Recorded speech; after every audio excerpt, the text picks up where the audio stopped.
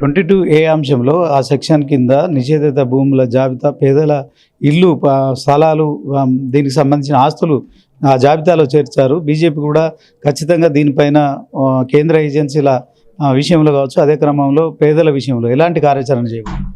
But నడుస్తుంది. మా మహేష్ రెడ్డి గారి యొక్క నేతృత్వంలో ఇవన్నీ కూడా నిన్న మా అసెంబ్లీలో కూడా దాన్ని ప్రశ్నకు జవాబు ఇవ్వమని చెప్పి అడగడం జరిగింది. అదేవిధంగా అన్ని ఇన్ఫర్మేషన్ తీసుకు ఉన్నాం. పేద ప్రజల వెంటనే భారతీయ జనతా పార్టీ ఉంటుంది. ఇంకా మేము మా సమాచారం చేస్తూ ఉన్నాం.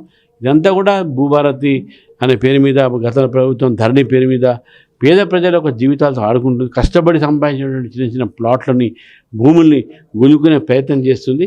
ఇది ఒక పెద్ద కుట్రగా భారతీయ జనతా పార్టీ భావిస్తూ ఉంది. కాంగ్రెస్ పార్టీలో ఆ పార్టీలో ఉన్న కీలక వ్యక్తులు రాజగోపాల్ రెడ్డి కావచ్చు, చిన్నారెడ్డి కావచ్చు, కొండ సూర్య కూతురు సుస్మిత కావచ్చు, ఇలాంటి వాళ్ళన్నీ కామెంట్ చేస్తున్న నేపథ్యంలో, అంటే అధికార పక్షంలోనే ఒక ప్రతిపక్షం లాగా అవినీతి ఆరోపణలు, కుంభకోణాలు లాంటివి జరుగుతున్నాయని చెప్పడాన్ని ఎట్లా చూస్తారో దీనిపైన మీరు?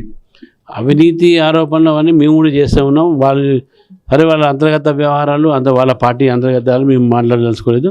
కానీ ఒకటి ఏంటంటే, వీళ్ళ అంతర్గత సంబంధించినటువంటి ఒక సంక్షోభంతో రాష్ట్ర ఒక పరిపాలన యంత్రాంగం మొత్తం కూడా ఈరోజు పని చేయకుండా అయిపోయింది. ఈరోజు ఒకేపు యంత్రాంగం మొత్తం కూడా ఈరోజు అవినీతితో ఉన్నది. అదేవిధంగా అవినీతిని ఆపడానికి ఒక యంత్రాంగం లేదు. మొత్తం రాష్ట్రం అంతా కూడా ఈరోజు పరిపాలన లోపంతో ఈరోజు బాధపడుతూ ఉన్నారు.